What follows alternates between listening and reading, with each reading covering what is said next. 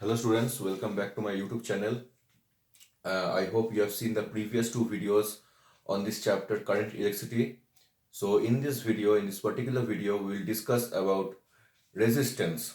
So our topic will be to understand what is resistance, and then we will discuss about the cause of resistance. So first we need to understand what is this resistance.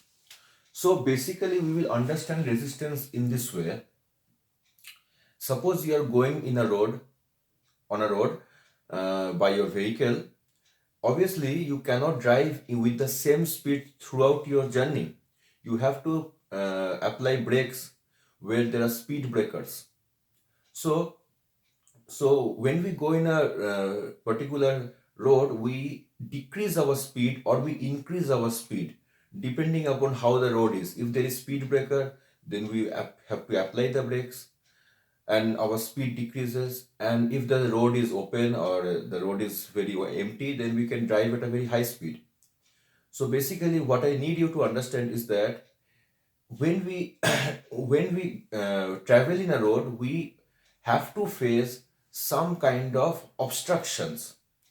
Similarly, when an electron moves through a conductor, suppose this is a conductor, okay, a metallic conductor, obviously, and over here these electrons are there, and these electrons are moving, okay, in this direction.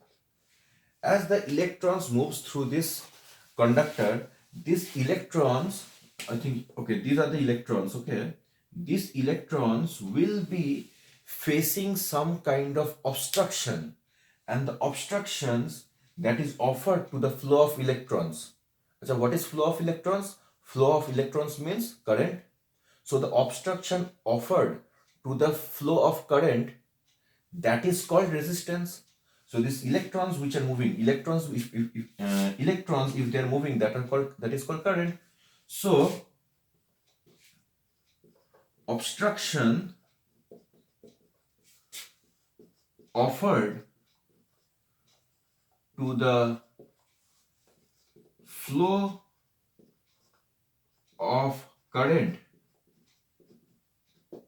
is called resistance. I hope you understood.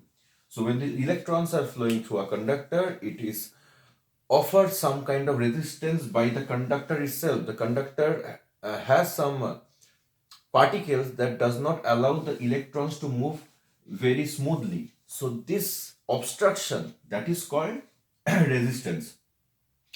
Now this resistance varies from conductor to conductor. If we have a conductor like a silver, that will offer very less resistance. And if we have a conductor of tungsten, tungsten is an element, I hope you know this in chemistry, that will offer the maximum resistance.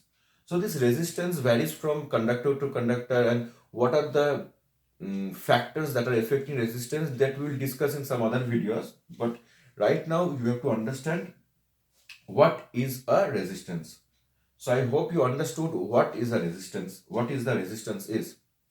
Now after this, basically we have to know why this resistance arises, why the electrons, when they're flowing, they are offered some kind of obstruction, and who is the one who offers this obstruction. So that is the next topic, and I expect you to understand this cause of resistance in a more detailed manner.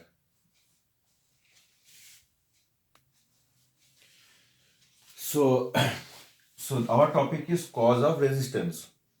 But before understanding what is the cause of resistance, we have to understand two terms. What is positive ions? We need to understand what is positive ion.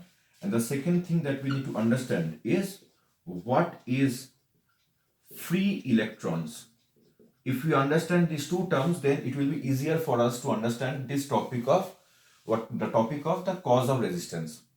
So basically we know that every atom has contains some protons and some electrons, which you have learnt in chemistry in class 8 and 9 only.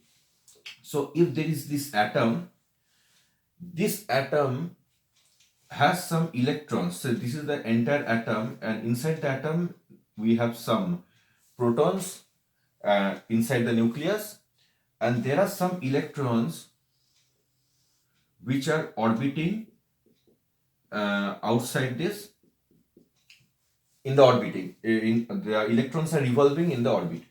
So suppose this electron, suppose the last electron, this electrons removes himself due to some reason, the electron removes himself. Now what happens? If the electron removes himself, then this atom,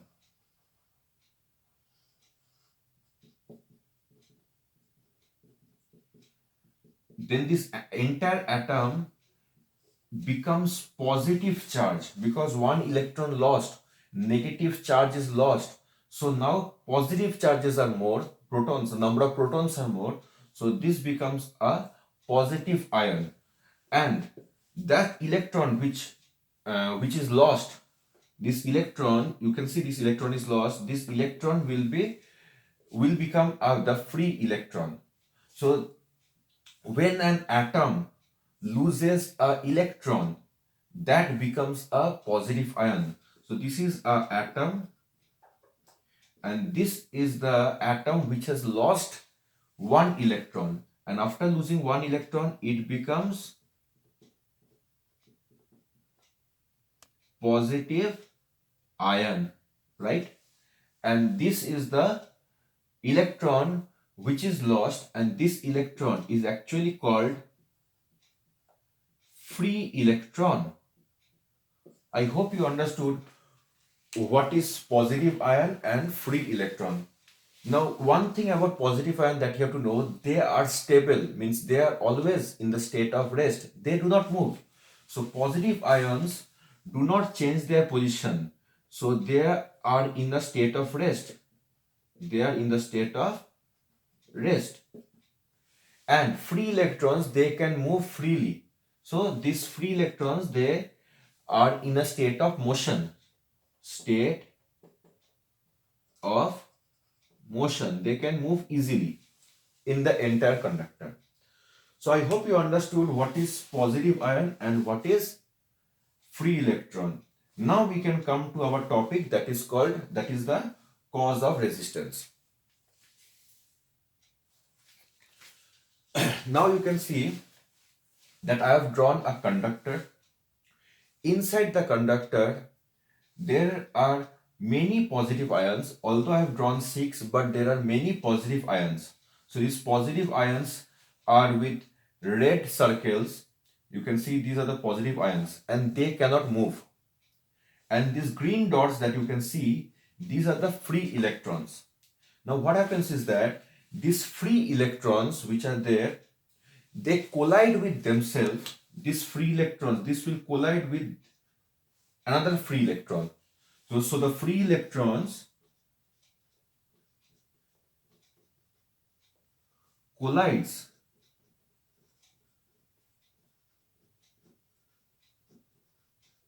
with themselves and also collide with the positive ion. Means what? This free electron you can see over here, it collides with another free electron, and it also happens this free electron collides with this positive ion.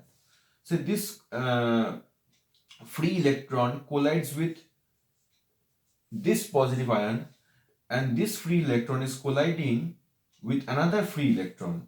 So this collision continuously happens. Suppose this one collides with this positive ion and this free electron collides with this positive ion. So there is a lot of collision happens when we do not apply any potential difference in the conductor. So what do I mean by that? Means the conductor is in a normal state. I haven't connected any batteries to the ends of the conductor. Means there is no potential difference. There is no battery connected in the conductor. So when there is no battery connected in the conductor, then these random collisions in the conductor always keeps on going. So no battery or cell, so means what? No potential difference. So when there is no battery or no cell, there is no potential difference, then there is a random collision that happens in the inside the conductor. Like the I already said, the electrons collide with themselves, the free electrons collide with another free electron, or the free electrons collides with the positive ions. But when a battery or a potential difference is applied, then the scenario completely changes. Then what happens? I will show you in the next diagram. Now you can see in this diagram, now I have connected the conductor to a battery. Suppose the conductor has a battery of say 5 volt, right? And I think you know the bigger one indicates the positive terminal and the smaller line represents the negative terminal. So when the battery or a potential difference is applied across the ends of the conductor, now the scenario will change. What will happen is that firstly, the electrons will align themselves in a particular direction. Previously, what was happening? They are moving randomly in every possible direction, but now the electrons will align itself in a particular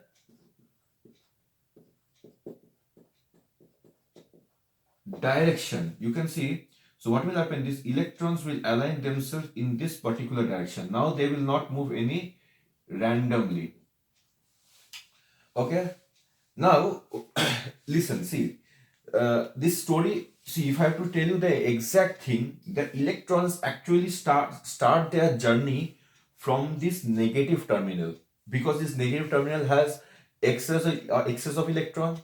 That is why that is negative. So much electrons carry negative charge, so that is why this negative terminal has lots of excess electrons. These electrons, they start their journey from the negative terminal, so it starts it from here, and they move and they now enter the conductor.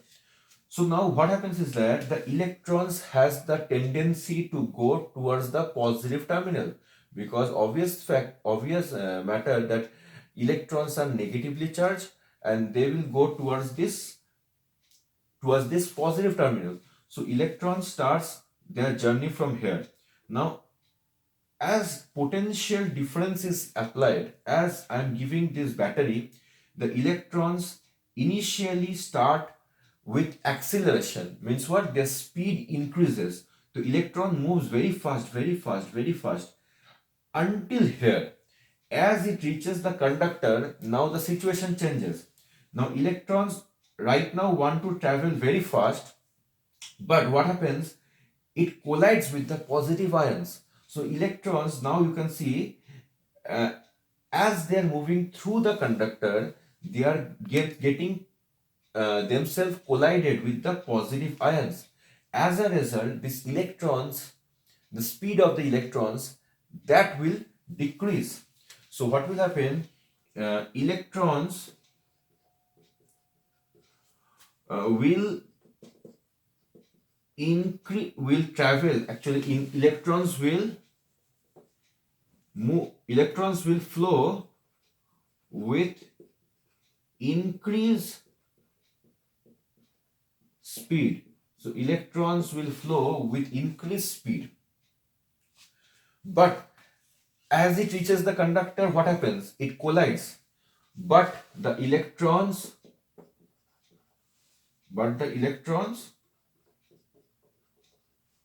collides with the positive ions. And if the electrons collide with the positive ions, what will be the result? The speed will decrease. So electrons collide with the positive ions, and therefore their speed decreases. So when the electrons collide with the positive ions, their speed will decrease. Okay. So now you understood where these resistance are coming. How the resistance are coming? Because the electrons are colliding with the positive ions. Okay. After collision, what will happen? After collision, again the electrons will accelerate. Because why they're accelerating every time? Because of this battery, of this potential difference. This potential difference, this positive terminal is pulling the electrons. So even after collision, the electrons will accelerate and try to move towards the positive terminal. But again, when it accelerates, again it gets collided with another positive ion. So again the speed decreases. Again after the speed decreases, it third time it accelerates, and again after it accelerates the third time, again it will experience a third collision with a positive ion. Again the speed decreases. So what happens? The speed is increasing, then decreasing. Then the speed is increasing, then decreasing. Again the speed increases, decreases. So what is the cause of speed increase? This positive terminal, this potential difference, which is pulling the electron. And what is the cause of speed decrease? The collision with the positive ion. The collision with the positive ion decreases speed, and this positive terminal is pulling the electron towards itself. So the speed increases. So the speed increases and decreases. The speed increases and then decreases. So as a result, the net speed of the electron will be decreasing, and this is the cause of resistance. So that is why the electrons cannot move so smoothly inside a conductor, because it will be facing some kind of a collision with the positive ion, and that collision with the positive ion is the main cause of resistance. Remember it, the main cause of resistance is the collision with the positive ions. Understood this point?